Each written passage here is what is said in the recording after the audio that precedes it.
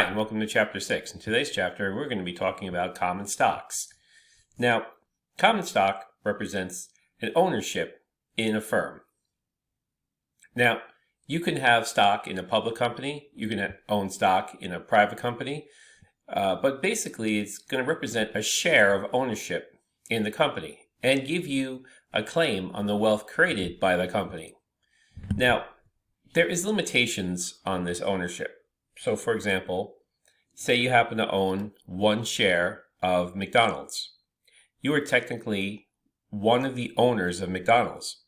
But this does not give you the right to go into any restaurant and demand free food because you're an owner.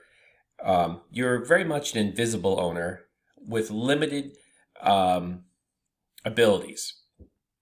So we would call you a residual owner, which means that your claim on the company is going to be subordinate to other investors and other entities such as banks and lenders and bondholders. So there's no guarantee that you're going to receive any return on the investment. But with that aside, common stocks are very appealing to investors. And one of the reasons is that stocks hold the most potential for future gains. Now, things that we're going to talk about in all the basics of stocks. And in the next few slides, we'll talk about the price behavior of stock prices over time. We'll discuss real estate bubbles a little bit and the pros and cons of owning stock. So why are stocks so appealing for investors? And why are so many people invested in stocks? Well, it's a very popular choice because stocks retain most of their potential over time, meaning that they grow in returns faster than most other investments. So over time, stocks have a propensity to grow their capital, meaning that if your stock price goes from $10 to $15 per share, you're going to experience a capital gain. The capital portion of the stock has increased, and that's made your share more valuable. And stocks can also, besides having the ability to grow their share prices pretty quickly, they also pay dividends. So some stocks will also give an income stream in the form of dividends. So together, capital gains and dividends are a powerful growth combination or return for investors. Better than bonds historically, better than treasuries historically, better than real estate historically. So if you want to continuously beat inflation and continuously have your money grow over a long period of time, stocks have been the one financial investment instrument that has returned the most to investors. Now, the problem with stocks, and the one thing about stocks people don't like, is that the market can be volatile. So most of the time the market's in a bull phase or a appreciation phase where stock prices tend to go higher and higher. So of course, during these long-term bull markets, the majority of the public is very much in favor of being invested in stocks or being active with stocks. But markets do on occasion falter, crash, go into bear markets, and take away many months or years of returns in a few days. So bad markets, though, are an exception rather than the rule. However, they're very painful. If you look at the total return of the S&P 500 over a 92 period, it was negative just 24 times. So about 3/4 of the time, stocks go up. Anywhere from 1 to possibly 54% in a year. So that's a pretty good track record. So it just means that if you stay invested long enough, you're going to have more years where the stock prices have increased than decreased. Now, say you made an investment in the stock market in 1926. You invested $1,000 in 1926. That $1,000 would have grown to $7 million today. So pretty powerful returns. So let's look at the returns, the average returns of the stock market. And this is just the S&P 500. So if we look at these historical returns from the 30s till today. Now, it stopped at 2017, and actually 2018, 19, 2020, 21, 22 and beyond, there's some really good years within there that's probably going to push up this, once you do the full decade 2010 to 2019, 2020, you're going to see a much higher return here overall in capital gains. So if you look at between the decades, if you look at the rate of dividends, you see that the rate of dividends sort of peaks in the 40s and drops to its lowest in the 2000s, and then sort of picks up again in the last decade or so. If you look at capital gains, there's only 2 decades with poor capital gains: the 30s with the Great Depression, and the 20s where we had dual stock market crashes in the 20s, or I should say the 2000s. Which, although if you add in the dividend, it's always been a positive return over the last several decades. So the lowest return would be in the 2000s of 1.1%, which is sometimes dubbed the lost decade. But typically when you have a weak decade, it's followed by a very strong decade, which we would have seen after the 2000s to 2010s is a very strong decade. Now, the overall total return for the last 90 years or so is around 11.4%. And actually is, if you go from 1930 to say 2020 and you do a full 90 years, this is going to be closer to 12% return. So that's a pretty good average return. Okay. So let's talk about real estate bubbles. So each real estate bubble is different depending on the location. So there are real estate bubbles in the US that have popped. There are real estate bubbles in Canada and Denmark that are still continuing. So what causes a real estate bubble? Well, it's similar to a stock market bubble, and they do burst at a certain point, and it's really just the availability of money or flowing into the market.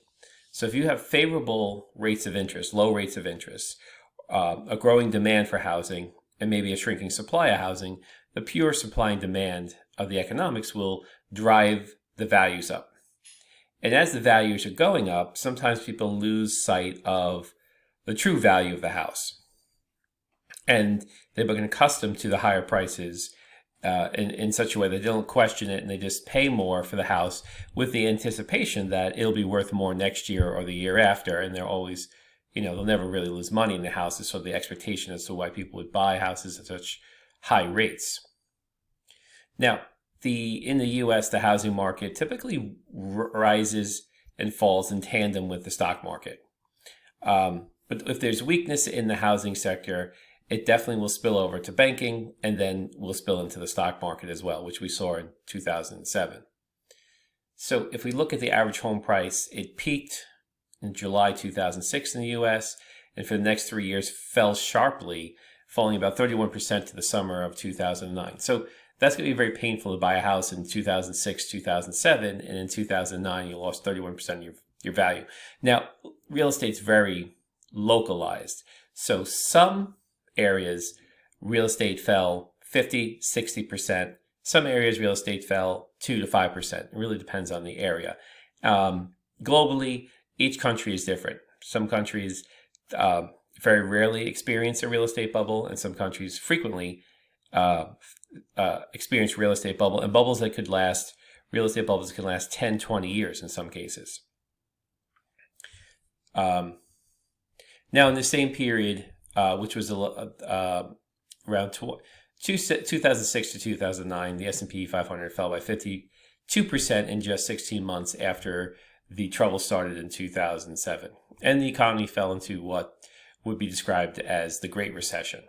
And that was primarily because of this real estate bust. So if we look here we have the S&P 500 index, and here we have the Case-Shiller home price index.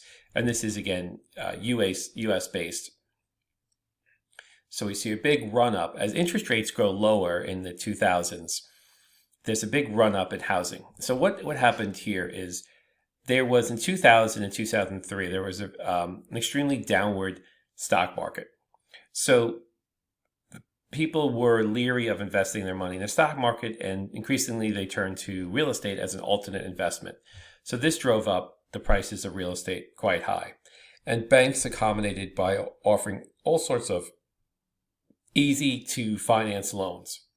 But eventually the bubble became quite large and eventually burst. And when the housing market prices started going down, that greatly affected the stock markets as well. So even though the stock markets bottomed in 2009, they started recovering. It took the housing market a much longer period to sort of have their recovery. And it wasn't until 2012 that the housing market started to recover. And you can see how both of them moved up quite nicely since then. Now, and again, bubbles can be, stock markets and real estate bubbles tend to be localized by country, and within large countries by regions or states. Now, let's switch back to stocks again. Let's talk about the pros and cons of stock ownership. So the biggest pro is the opportunity for substantial returns. And you see certain stocks that, you look at them in a few years ago, say like Shopify, they're $100 a share. And then you turn around and they're $1,000 a share. So that's a 10 times return within 3 years. That's phenomenal return. Similar stocks like Amazon and Netflix have these huge returns. That excites investors, and investors all want a piece of that type of return. So stocks have a big draw because you get in some individual stocks that have price appreciations that can go up in some cases 5, 10, even 20 times when you buy by the point you buy into the stock. So typically stocks are outperforming bonds by a wide margin. So stocks earn annual returns usually double that of bonds.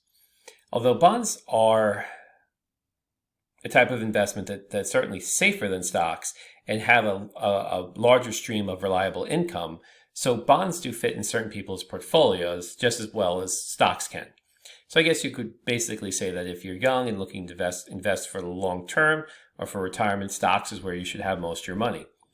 But if you are retired and you're looking to live off of income, you probably would be more attracted towards bonds.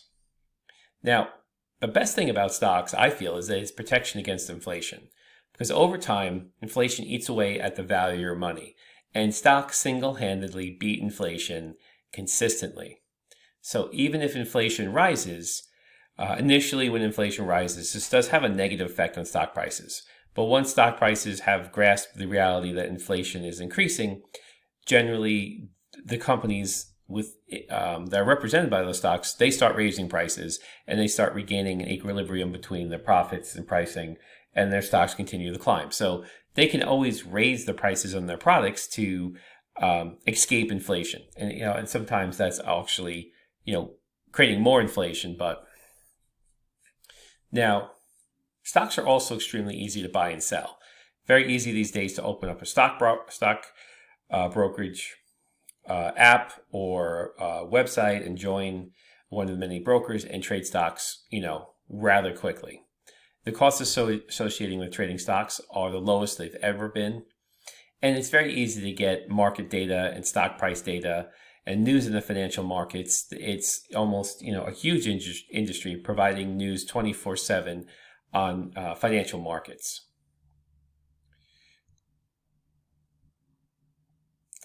And the unit cost per share of stock is low enough that most people can afford it. So it's not like buying a house is a substantial amount of money to put down to buy a house. To buy a single share of stock, depending on the stock, of course, it's something that people can easily obtain. Okay, so what are some of the disadvantages of owning stock? Well, stocks have a lot of risks, and a lot of these risks we talked about in the previous chapter. You got the risk of the business. The risk of the business is just something that is going to fail based on changing tastes, changing demographics, changing technologies. You have the financial risk, the risk that the company mismanages its money and its borrowing.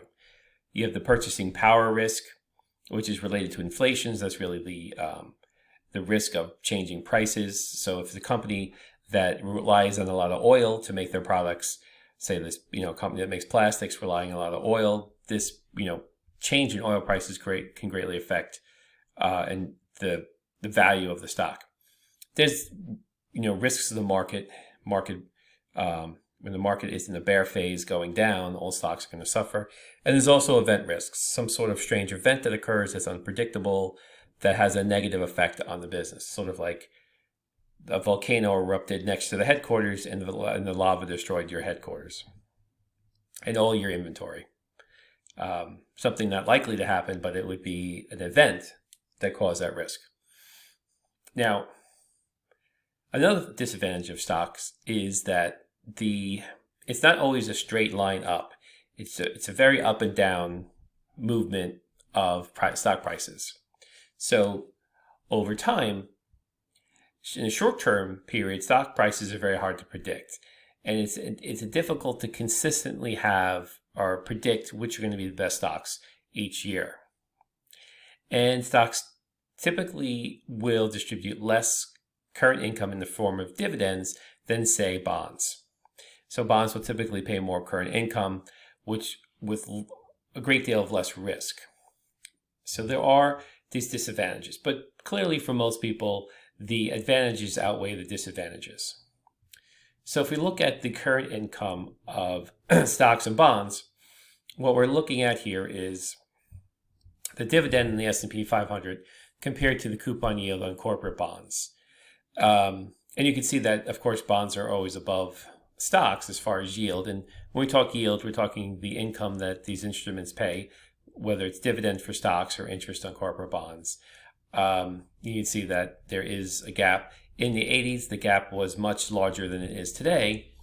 And that's something that as global interest rates have gone down, bond yields have gone down as well, which has made a big transference of money out of bonds into stocks. So if you're going to get a yield that is only 2 percentage points higher than stocks, you might as well be invested in stocks if bonds aren't going to be yielding that much higher.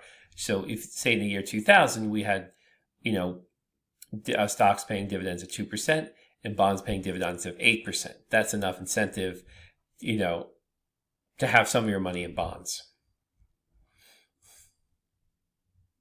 You may wonder why I sometimes refer to stocks as equities. The reason stocks are sometimes called equity securities is because a share of stock represents ownership in a company, and ownership is equity. So that's why sometimes stocks are called equities. So common stock, is a form of a corporate security, just like corporate bonds are a corporate security. And buying and selling stocks are, very familiar to most people. The majority of people today have owned or continue to own stocks. So we're going to talk a little bit more about the process of buying and selling and the values of common stock. So let's first talk about publicly traded issues. Now, every company has stock. Now, most companies, those stocks are private. But there are quite a few companies that have decided to go on public and allow the shares to be sold and traded on public exchanges. Now, so these types of stocks are the ones that we get to buy, and we can buy and sell them in the open market. Now, public offerings are when the stock decides to go public and invest, sell their stock as an investment to investors who the company then in turn can take that money that they earned from selling the stock at a specific price and reinvest it in the company. Now, generally when stocks go public, they don't sell 100% of the company. They're selling a small fraction of the company public. So a company might have 10 million shares, but only decided to sell 2 million shares to the public, keeping 80% of the ownership within the current ownership structure of the business. Now, a rights offering is when existing shareholders have an opportunity to purchase new shares of stock to match or maintain their current ownership percentage.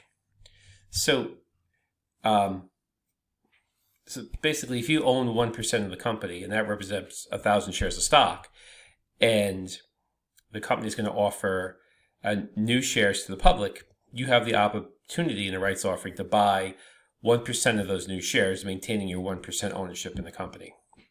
It's just a way of protecting investors, because there have been situations in the past where there may be 1 million shares outstanding, and the company decides to issue 4 million more shares. Suddenly, if you were the majority shareholder, you no longer are the majority shareholder. And that's why the rights offering is set up to protect those people who want to maintain a percentage of ownership.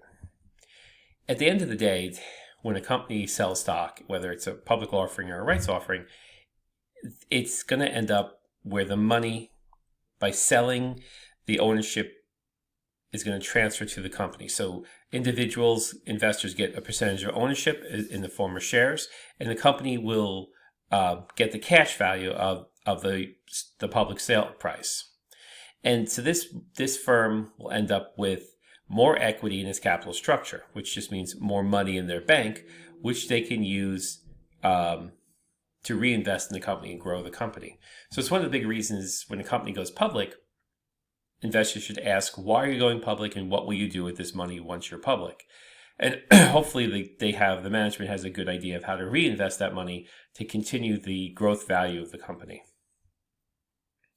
And this would be sort of an announcement of a new share of stock. The initial public offering, this would sort of be the first page of announcing that they're selling a certain amount of shares of the stock. Now, other common stock characteristics is called a stock spinoff. Now, if you watch episodic TV, you know that certain shows will sometimes spin off a character into a new show, and that will be called a spinoff. Now, certain companies tend to be made up of 2 or 3 divisions, and each division has the ability to be a separate company on its own. And if they decided that at the time that they want to spin off a certain division and no longer be together as one company, they can basically have sort of a corporate divorce. And as a shareholder, if you own shares in the old company, you would get shares in the spinoff for the new company. So it's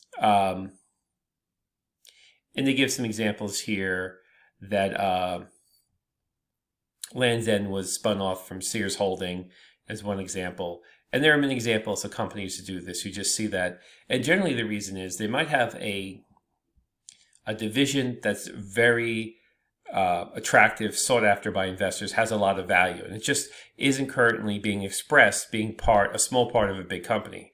So if they are to break off that small piece of business, and it happens to be a very fast-growing, appealing business, they can unlock a lot of investor attention, and the share prices for those shares can grow quite quickly.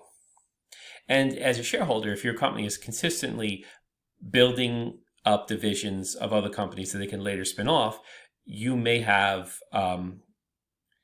sort of like this stock offspring in your portfolio. And there's been companies like AT&T that have spun off, several companies over time.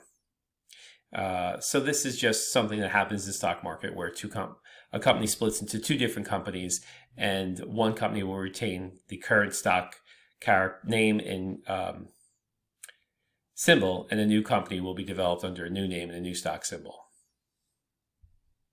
And sometimes it just may be the fact that the company would like to focus on its core products or core business, and it just may not want to be distracted by another company that it's just not there, not where they want to place their focus of their management. Okay.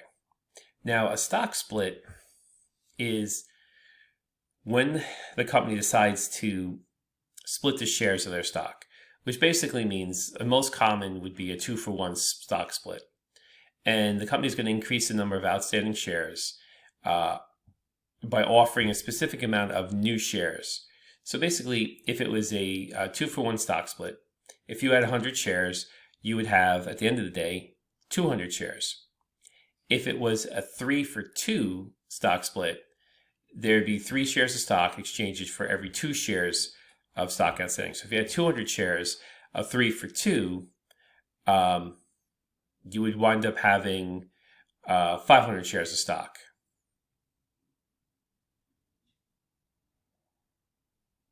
So these are just different ways you can split. You could have a 10-for-1, where every 1 share of stock now you have 10 shares of stock. But what you have to understand is the stock price is going to fall proportionally to the split. So say, for example, you have 100 shares of stock at $10 a share, and they're going to do a 2-for-1 stock split. Now you have 200 shares of stock, but at $5 per share. So previously you had 100 shares at $10, which was $1,000. Now you have 200 shares at $5, which is also $1,000. So there's no money generated here. It's just splitting their stock.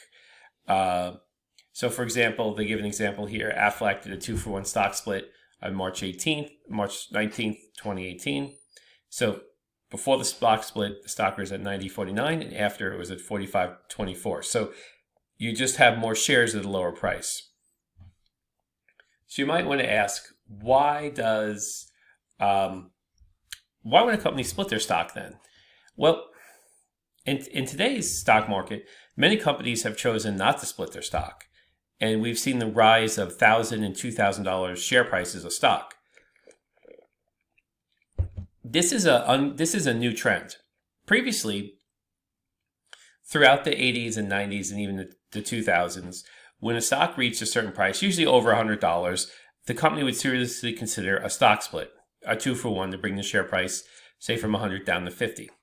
And the idea was that they wanted to keep the stock in a psychological buy price. So most people felt comfortable buying a stock if it was somewhere between $35 and $65. Once the stock got above $100 per share, some novice investors would feel like that's too expensive per share price. And per share price really doesn't mean anything if you don't look at the total outstanding shares in conjunction with the share price. If I rather own 1 share of $100,000 than,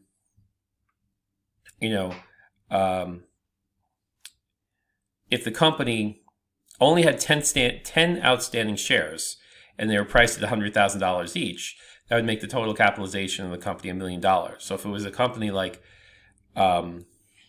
say it was Netflix, I would gladly pay $100,000 for 1 share of stock of Netflix if it gave me a 10% ownership.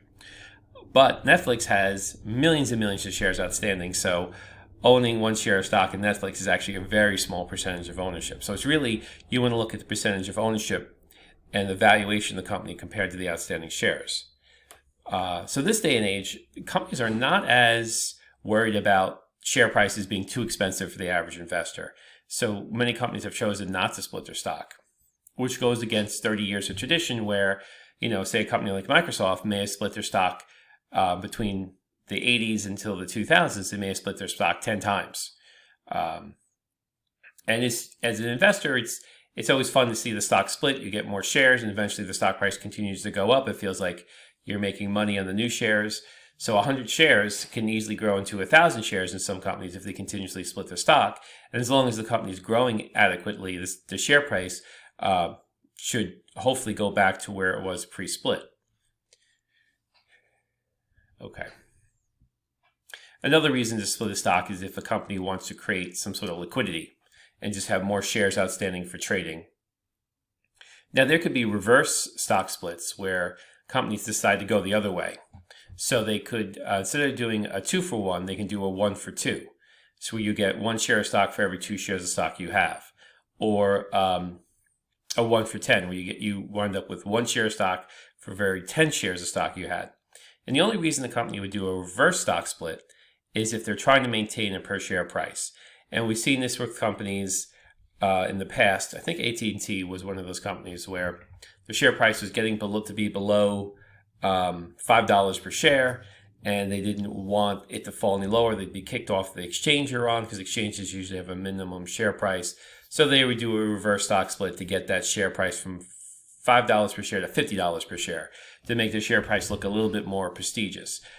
Now, interestingly enough, when companies split their stocks and they create more shares, like a 2-for-1, that generally encourages people to buy the stock and stock prices go up more aggressively percentage-wise when companies continue to split their stocks. When companies do reverse stock splits, prices overall generally go down after a reverse stock split. And I'm not talking the proportional. It just was investors, they had 100 shares, they look in their account, they now have 10 shares. They kind of feel it sort of brings a negative sentiment when your number of shares are disappearing, although the value isn't changed. It's just a psychological effect. Let's move on to Treasury stock. So it's very common these days for companies to want to buy back their stock. When a company buys back its stock, those shares come out of the public market, go onto the balance sheet in the equity section under Treasury stock. So now the company basically owns those shares of stock and they take them out of circulation. It's sort of like almost like a reverse IPO where I wouldn't say a reverse IPO, that would be taking the company private. It's sort of more like they're taking a small percentage of the company private. So the company may, of the shares outstanding, they may buy back enough shares to retire 1% of the company back into the company's personally Treasury stock shares. Now, why would companies want to create Treasury stock? Well, some companies may need Treasury stock to pay, to gift shares of stock to employees as compensation. Now, also reducing the number of outstanding shares to the public is good for all the per share variables, earnings per share, sales per share, anything that's measured in the per share valuation. If you reduce the amount of outstanding shares, all your per share variables will increase. So IBM did this for many years where IBM was not growing significantly.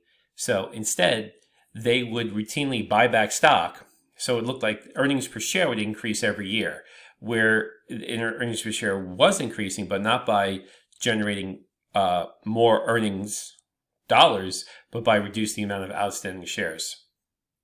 And these shares that companies accumulate can grow to be large stacks of stock that they could later use to do an acquisition or a merger. And how this works is they give the existing shareholders of another company shares of stock in the company that's acquiring them. So say two big companies, well, maybe one big company and one smaller company, they could go to their shareholders and say, listen, we want to acquire your company, and for every one share of stock you have in the company, in your current company, we'll give you 2 shares of our stock. So that way they could use it, and it's a way of creating a merger acquisition without borrowing any money. And of course, it's like I said before, you could use these stocks to pay as an incentive to employees through employee stock option plans.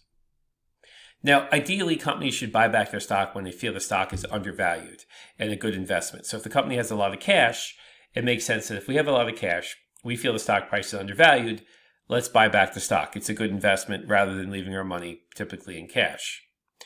And for investors, if the company is buying back stock, it tends to drive the stock price higher. And the short-term impact is usually pretty positive, especially when the company announces they have to announce their intention to do a stock buyback. And that generates positive sentiment in the marketplace for the stock, and people buy the stock and the stock price goes up.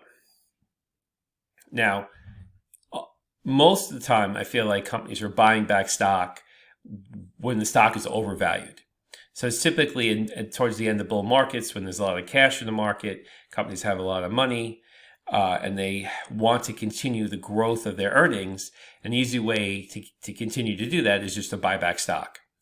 And then that, in turn, pleases shareholders, and shareholders will respond by buying more stocks. There's always this positive feedback of stock market purchases. But if the stock market crashes, this could be a real destruction of the company's wealth. So some investors feel like rather than buying back stock, why don't you take that money and buy other businesses, acquire other companies, or expand your company by buying real assets rather than buying stock?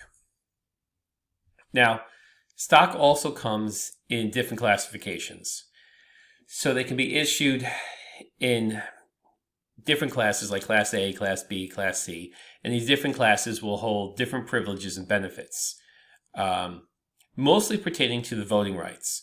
So they could offer shares of stock with very little or fractional voting rights, and they can also offer a separate class of stock with a higher percentage of voting rights. And this is a way for, say, a family-controlled business, say like Ford Automotive, they have different classes of stock, and the family controls most of the stock that have a higher voting rights, and the stock with less voting rights are sold to the general public. These stock classifications can also get paid different dividends.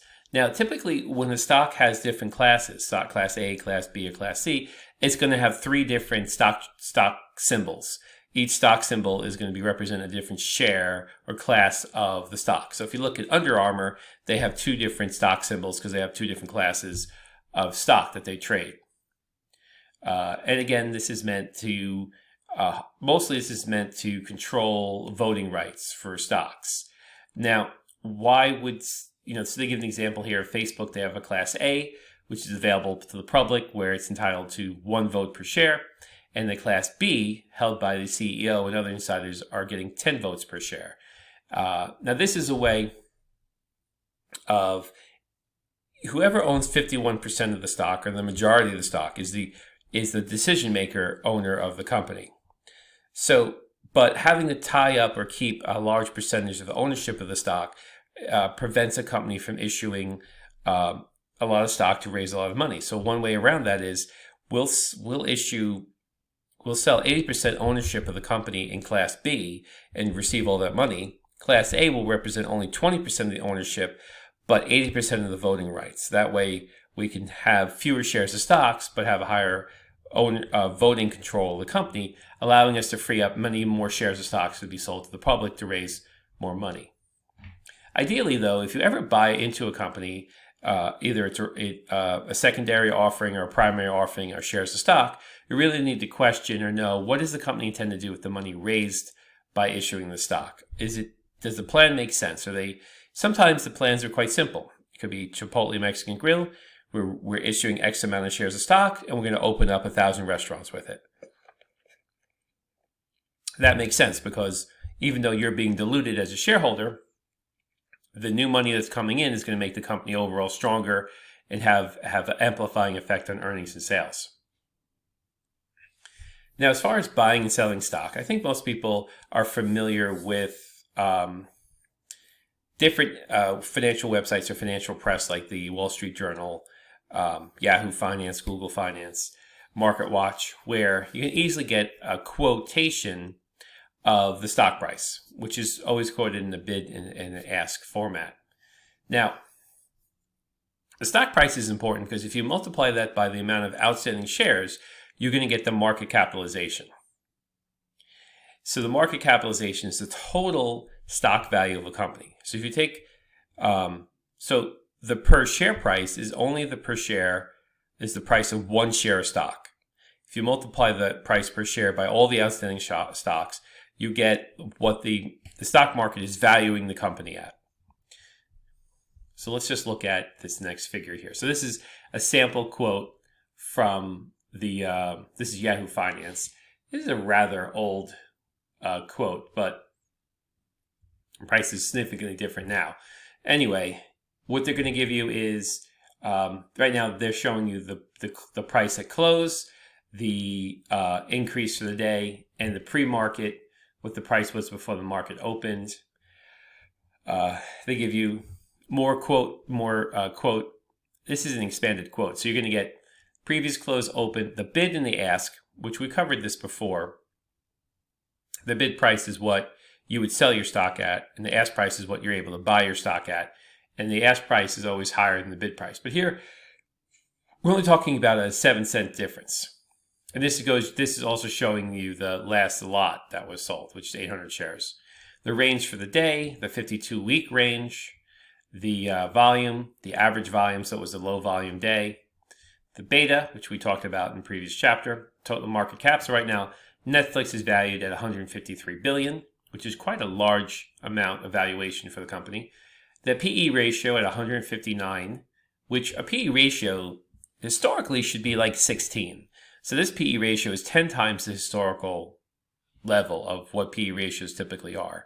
And the reason for that is the extreme potential and growth for Netflix has increased the desirability of the stock. So a high PE is really, a PE is sort of like the measure of how much people like the stock. So if PEs are over 30, people like the stock. A PE is over 100, people really like the stock. Earnings per share, the date of earnings to be released, and dividends, as well as Yahoo's target of next year's stock price. Plus a little graphic chart of where the stock price is in relationship to the day, and this is a daily stock price movement from beginning of the day to the end, and you can adjust this to 5-6 days, a year, however you see fit. Okay. Continuing with the basic characteristics of common stock, the transaction cost. So if you're an experienced trader, all experienced traders, all knowledgeable traders only trade in round lots, which are lots of 100 or multiples of 100. So when you're buying your shares of stock, you're buying 100, 200, 300, 500, 1,000, 2,000, 2,500 shares of stock, all round lots of 100. Those are how the experienced investors buy stock. They never buy, I wouldn't want to say never, but rarely do they buy anything less than a transaction of a multiple of 100. So a odd lot would be a lot that 35 shares, 15 shares, 50 shares would be an odd lot. And that's typically small investors that buy odd lot shares. Now, so an investor can incur transaction costs when buying or selling stock. And these are going to be some sort of brokerage fees or commission on the transaction. Many times the broker will waive these fees where there are no commissions when you trade a stock, or no brokerage fees. But it depends on the how many shares you're buying, what exchange you're buying on them, and odd lots could be theoretically going to have higher costs than trading in round lots. But typically today, costs are very low as far as spreads on stocks. But the spread is the amount, the difference between the bid and the ask, and it's also the transaction costs are greatly reduced due to the increased competition of brokerages. So now we have, a whole host of brokerages, including a whole host of fintech app brokerages like Robinhood that make it easy to trade stocks with a lower cost. So that bid-ask spread, the difference between the bid and the ask price, is typically how market makers are compensated for carrying inventory and trading shares of stock. Okay. Now, par value, this is an interesting notation. A par value is an accounting value of a company, but it's not represented in any real-world valuation. It's basically represents a minimum value that the stock can represent. So in accounting terms, companies find it useful to make this par value very low. It has of no use to investors. It's really just an accounting clerical tool. So when it comes to stocks, par value really means nothing.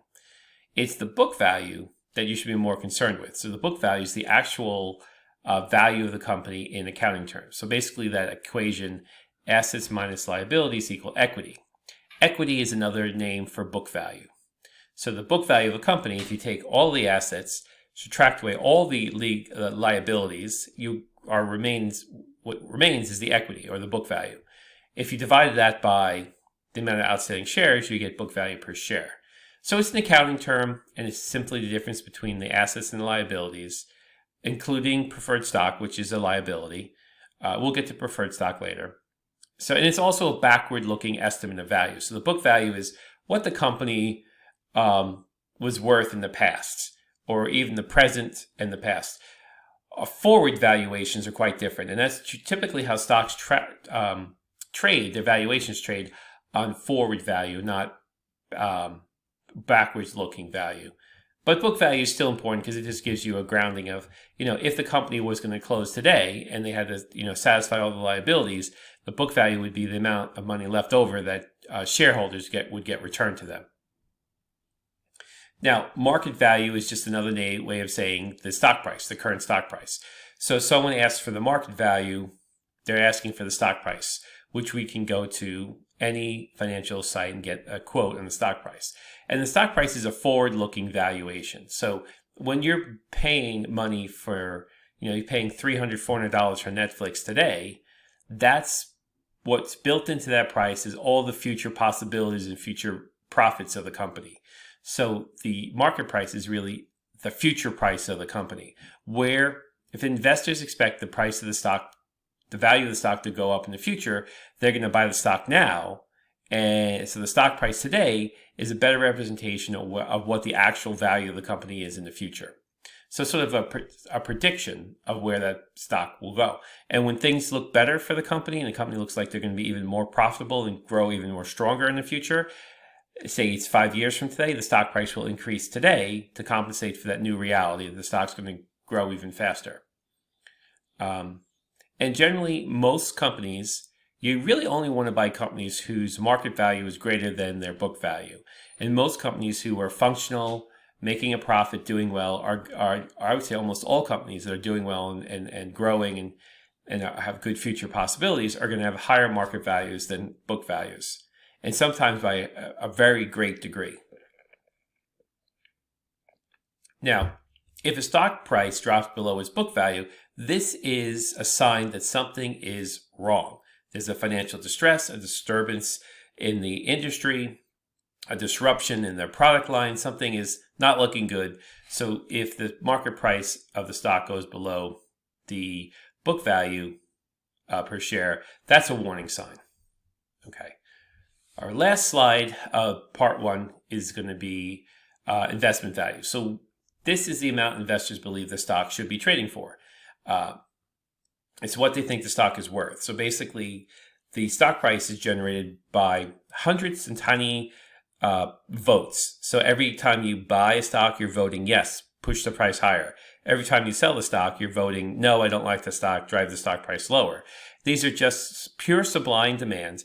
So if more people are buying the stock and demanding it, prices are going to increase. So it's a pure supply and demand transaction. So if investors feel a stock is worth it, they have good future potential, of course they're going to want to buy more shares to capitalize on its future growth. And that's going to drive share prices higher.